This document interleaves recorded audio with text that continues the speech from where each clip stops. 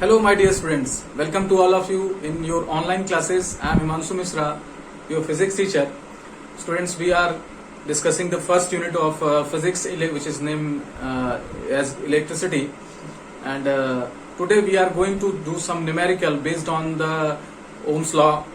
That means we will find the resistance using current and voltage values.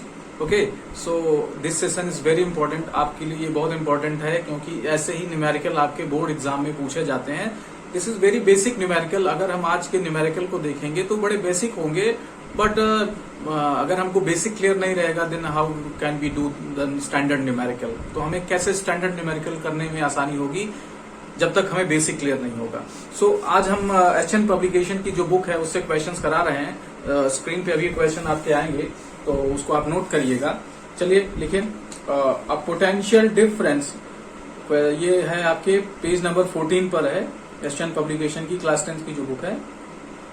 Potential difference between 2 points, potential difference between 2 points of wire I am sorry, potential difference between 2 points of a wire, सही है, carrying 2 ampere current is 0.1 volt. Potential difference between 2 points of wire carrying 2 ampere current is 0.1 volt. Full stop. Calculate the resistance between these points. Calculate the resistance between these 2 points. Okay? तो question ये कह रहा है कि हमें क्या है, एक पोटेंशियल डिफरेंस दिया है कि हमारे पास एक वायर है जिसमें सपोज कर लीजिए वायर है, इसमें आपकी 2 एम्पियर की करंट फ्लो हो रही है. करंट कितने एम्पियर की बेटे? 2 एम्पियर की फ्लो हो रही है. ओके. और जो पोटेंशियल डिफरेंस यहां पर दे रहा है वो क्या दे रहा है आपका, यानी V की वैल्यू दे रहा है 0.1 वोल्ट और करंट की वैल्यू क्या दे रहा है, गिवन वैल्यूज को हम देख रहे हैं. करंट हमारा 2 एम्पियर. हमें फाइंड क्या करना है, रेजिस्टेंस फाइंड करना है. देन बाय ओम्स लॉ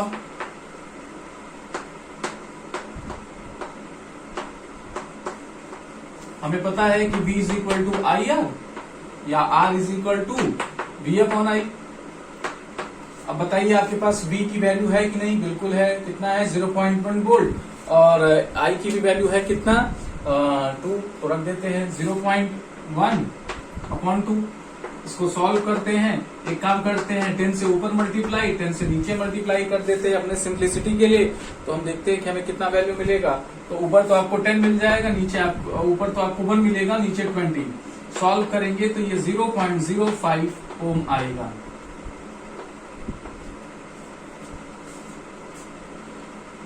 कितना आएगा? 0.05 ओम आएगा. तो चाहे आप सिंबॉलिकली ऐसे लिखें, ये 0 है, 0.05 ओम, या अदरवाइज आप OHM ओम भी लिख सकते हैं, जैसे आपको सुविधा पड़े, जैसे आपको अच्छा पड़े. लेकिन आपको दोनों जानना पड़ेगा क्योंकि एग्जाम में दोनों तरीके से दिए जा सकते हैं. चलिए इसको जल्दी से लिखा जाए.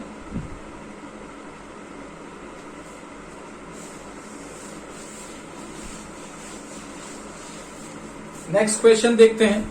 नेक्स्ट क्वेश्चन अगले ही पेज पर है, 15 नंबर पेज पर. ठीक है. क्वेश्चन क्या है अभी स्क्रीन पर देखिए. A simple electric circuit has 24 volt battery. A simple electric circuit has a 24 volt battery and register of 60 ohms. And resistors of 60 ohms. Full stop. What will be the current in the circuit? What will be the current in the circuit? Question mark लगा हुआ है. फिर question ये कह रहा है कि मतलब क्वेश्चन में आगे क्या कह रहा है कि the resistance of the connecting wire is negligible. The resistance of connecting wire is negligible. Question क्या कह रहा है कि हमारे पास एक बैटरी है जिसकी वोल्टेज है 24 वोल्ट. क्या है? 24 वोल्ट है और उससे एक रेजिस्टेंस कनेक्ट है जिसकी वैल्यू है 60 ओम। कितना है बेटे? 60 ओम। और फिर कह रहा है कि आप क्या करिए, फाइंड करिए। हमें जो फाइंड करना है वो करंट फाइंड करना है। यहां पर नेग्लेक्ट किया जा रहा है वायर के रेजिस्टेंस को। कुछ इस तरीके की सर्किट होगी जहां पे आपकी क्या है 24 वोल्ट की बैटरी ऐसे कनेक्टेड है, वायर के थ्रू ये आपकी रेजिस्टेंस कनेक्टेड है जिसकी वैल्यू बेटे कितनी है? 60 ओम है। कितना है? 60 ओम। तो कह रहा है कि ये जो वायर्स लगे भाई इनकी भी तो रेजिस्टेंस है ना। क्वेश्चन ये कह रहा है कि आप इसको नेग्लेक्ट कर दीजिए। तो नेग्लेक्ट कर देंगे तो सीधा समझिए हमारे पास एक क्या है, एक बैटरी है जिससे ये हमारी रेजिस्टेंस कनेक्टेड है। हमें करंट की वैल्यू निकालनी है। तो हमें क्या है पता है ओम्स लॉ से। ओम्स लॉ क्या कहता है भाई? V is equal to I are.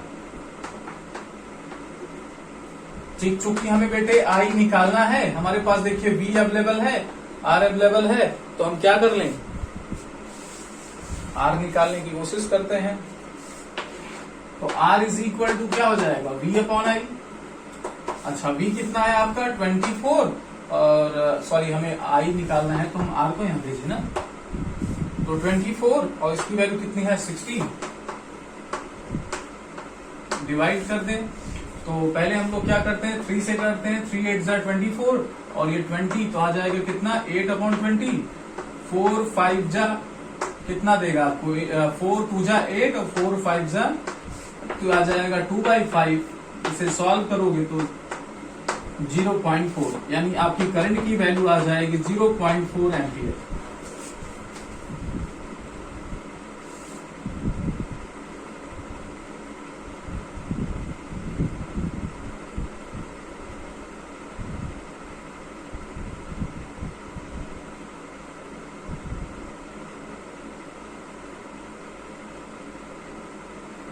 चलिए ये आपको अपनी कॉपी में नोट कर लिया। आगे चलते हैं।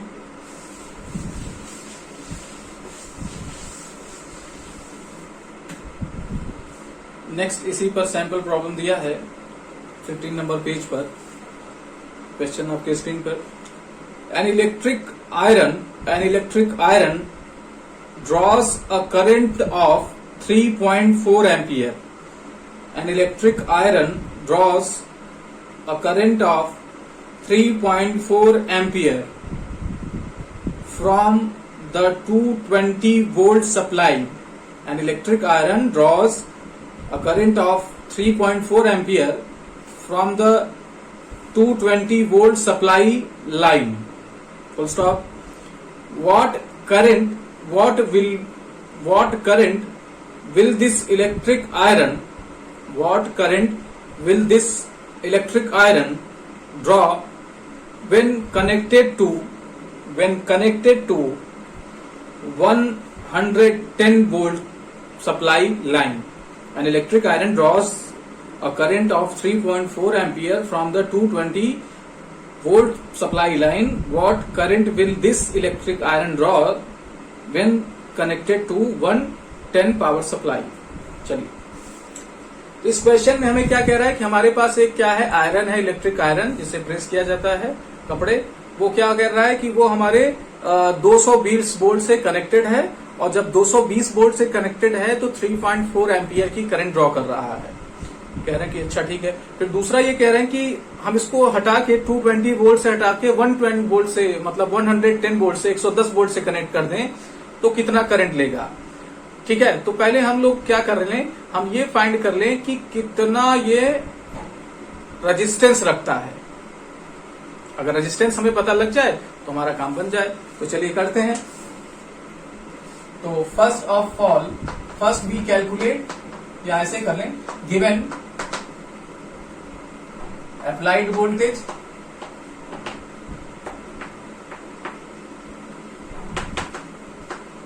$220 volts and current is 3.4 ampere. Then resistance कितना होगा हमें कैलकुलेट करना है। हम जानते हैं V is equal to I R होता है बेटे, V is equal to I R होता है। हमें R निकालना है, यानी R क्या है, उस आयरन की वोल्टेज, सॉरी रेजिस्टेंस, तो V अपॉन आई कर लेंगे। अब हमारे पास V की वैल्यू है, I की वैल्यू है, V की वैल्यू कितनी है 220 और इसकी वैल्यू कितनी है 3.4।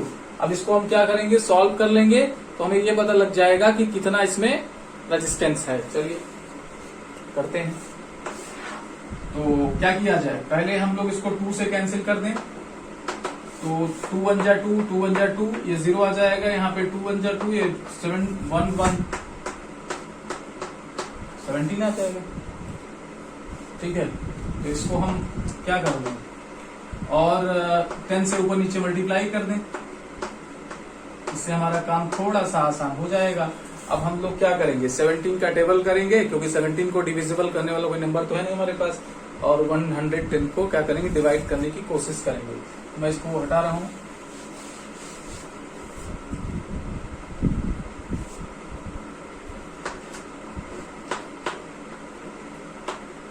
तो हमारे पास है 16 6 जा 102 और 16 7 जा, हाँ ठीक है, क्योंकि इससे क्या हो जाएगा आगे जब चलेंगे तो 119 हो जाएगा, नहीं हो पाएगा। तो ये आपका 10 में से 2 गया तो 8 आ जाएगा और यहाँ पे आपका ये ठीक है। फिर आप क्या करेंगे, एक 0 उतार लीजिए नीचे और 17 17 14, ठीक है, 4 टाइम्स जाएगा, कितना बच जाएगा बेटे, 12 बच जाएगा। फिर आप यहाँ पे डेसिमल लगाएंगे और ये आपका 64.7 आएगा। तो ये आपका आर कितना आ गया, 64.7 हो गया। तो इतनी रेजिस्टेंस आपकी क्या होगी, आयरन की होगी। अब ये नहीं बदलेगी क्योंकि आप वोल्टेज करंट बदल रहे हैं, वो बदलेगी अपने आप, जो वोल्टेज बदलेगी करंट बदलेगी, लेकिन आर नहीं बदलेगी जब तक उस पर्टिकुलर आपके प्रेस का टेम्परेचर न बदले, लेंथ न बदले, जैसा कि डिस्कस किया जा चुका है। चलिए अब कह रहे हैं कि इसी प्रेस को हम 110 वोल्ट की सप्लाई से कनेक्ट कर रहे हैं। नाउ अप्लाइड पोटेंशियल,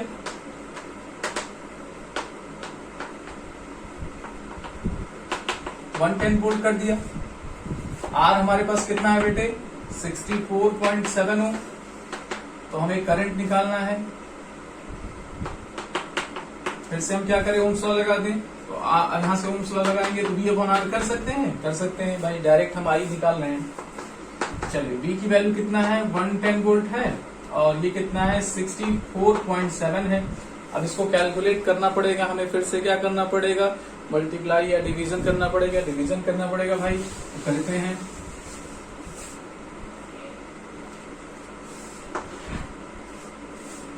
तो क्या करना है, पहले तो हम इसको 110 647 ऐसे कर, चलिए हम लोग इसका डिवीजन करते हैं। तो ये आपका 647, अब देखिए डिवीजन जब करेंगे तो पूरा नंबर लेना पड़ेगा और ये 2 बार नहीं जाएगा क्योंकि 6 2 जा 12 हो जाएगा, यहाँ पे 1100 ही है तो 1 कैरी हो, 1 टाइम्स जाएगा, ये आ जाएगा 647। तो ये 10 में से 7 कैरी निकाल लेंगे 3 और यहाँ पे आपका आ जाएगा क्या 9 में से 4 गया तो 5 और ये आपका 10 में से 6 गया तो 4 आ जाएगा। फिर आपको यहाँ पे डेसिमल लगाना पड़ेगा और ये आपका 7 टाइम्स जाएगा, ठीक है आप कर सकते हैं। तो ये आपका 1.7 एम्पियर इसका आंसर आएगा। इसका आंसर कितना आएगा, 1.7 एम्पियर।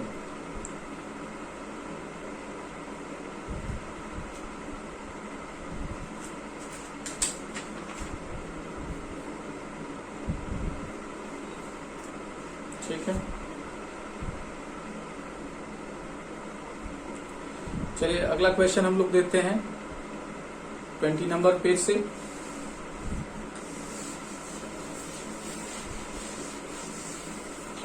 तो क्वेश्चन कुछ इस तरीके से है, एन इलेक्ट्रिक रूम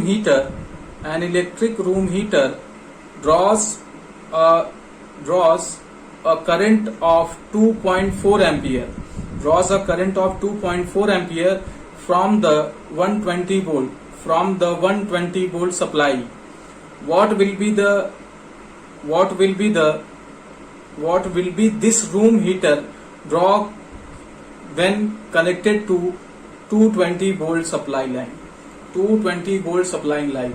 बेटे ये सेम क्वेश्चन जैसे अभी हम लोगों ने किया वैसे ही होगा, पहले कंडीशन से हम लोग क्या निकाल लेंगे, रेजिस्टेंस निकाल लेंगे, और रेजिस्टेंस एक बार निकाल लेंगे तो हम अगर पावर सप्लाई चेंज करेंगे तो करंट कितनी होगी हम ये निकाल सकते हैं। जैसा क्वेश्चन अभी किया उसी तरीके का ये क्वेश्चन है।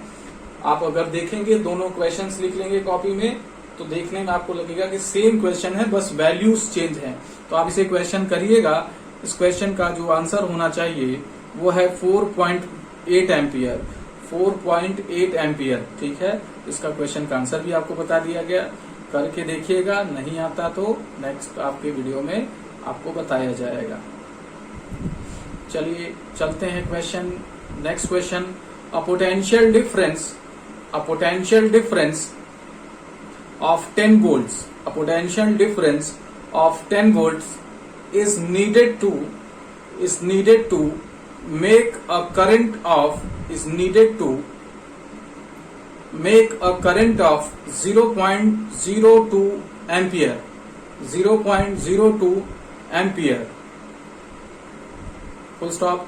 अ फ्लो, इसमें एम्पियर के बाद फुल स्टॉप नहीं होना चाहिए, फ्लो थ्रू अ वायर, अब फुल स्टॉप होना चाहिए। What potential difference is needed to make current of 250 milliampere, 250 milliampere flow through the same wire, okay my dear students. तो क्वेश्चन ये कह रहा है कि हमारे पास 10 वोल्ट का क्या है, एक पावर सप्लाई है जिसकी वोल्टेज कितनी है, 10 वोल्ट है। गिवन वैल्यू कितना है कि 10 वोल्ट की आपके पास पावर सप्लाई है, और फिर क्या कह रहे हैं कि करंट कितना दे रहा है ये, आई आपको 0.02 एम्पियर हमारे पास एक क्या है। ठीक है, तो ये पोटेंशियल डिफरेंस 10 वोल्ट का है, जिसकी वजह से जो करंट है वो है 0.02 एम्पियर। करंट कितना है, 0.02 एम्पियर। तो हमें क्या फाइंड करना है, हमें ये फाइंड करना है कि हमें कितनी पोटेंशियल डिफरेंस जनरेट करनी होगी कि जो करंट हमारी कितना हो जाए, 250 एम्पियर। तो हम इससे पहले ये निकाल लें कि रेजिस्टेंस कितना है, तो resistance V equal to V/I से निकाल सकते हैं। तो 10/0.02 है ना, आपका वैल्यू है। हाँ सही है। अब देखिए इसको हम क्या कर लें,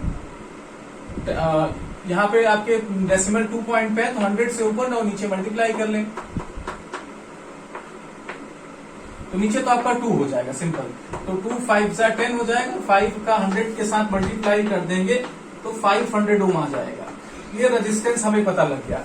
अब कह रहे हैं कि करंट की वैल्यू, आर की वैल्यू सेम रहेगी, क्योंकि हम सर्किट को चेंज नहीं कर रहे हैं, तो आर की वैल्यू सेम रहेगी। और हमें क्या करना है, V को चेंज करना है, जिसकी वजह से कुछ करंट की वैल्यू अलग आ जाए। तो कह रहे हैं अब जो करंट है वो करंट हमारी है 250 milliampere, according to the given question 250 milliampere. Okay, तो इसको आप एम्पियर में कन्वर्ट कर लीजिए। कैसे, 10⁻³ से मल्टीप्लाई कर दीजिए। अब ये एम्पियर में हो गया बेटे, तो 10⁻³ जब करेंगे तो 1 2 3 आप इसको ऐसे भी लिख सकते हैं, ऐसे भी लिख सकते हैं। अब आपके पास बेटे करंट आ गया, रेजिस्टेंस आपके पास ऑलरेडी है कितना, 500 ओम, 5। ठीक है, तो हम निकाल सकते हैं V। कैसे, V is equal to IR। I आपकी कितनी है, 0.25, और ये आपकी है 500। R की वैल्यू सॉल्व कर लें तो ये 2 डेसिमल क्या करेगा, दो जीरो डेसिमल को खत्म कर देगा। तो ये आपकी हो जाएगी 25 और 5 का मल्टीप्लाई क्या हो जाएगा, 125 वोल्ट हो जाएगा। कितना हो जाएगा, 125 वोल्ट।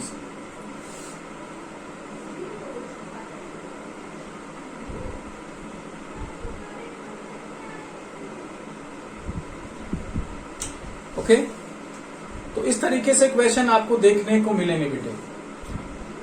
चलिए बेटे, आज की वीडियो में इतना ही। आपको वीडियो पसंद आ रही है तो प्लीज अपने दोस्तों को भी बताएं कि यहाँ पे क्लासेस अच्छी चल रही हैं, क्योंकि वीडियोस बच्चे नहीं देख रहे हैं, इट मीन्स कि आप लोग बता नहीं रहे हैं। जो बच्चे देख रहे हैं उनको बताना चाहिए कि नहीं, अच्छी क्लासेस चल रही है। ओके, चलिए आज के लिए इतना ही, और आप घर पे रहिए, पढ़ते रहिए, कोरोना से बचे रहिए, सुरक्षित रहिए बेटे। बहुत बहुत धन्यवाद।